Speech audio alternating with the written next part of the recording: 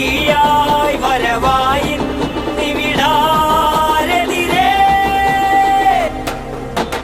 കമ്പകൊട്ടിക്കരി കാണാൻ പോയവരൊക്കെ പറഞ്ഞ വടം വലി കണ്ട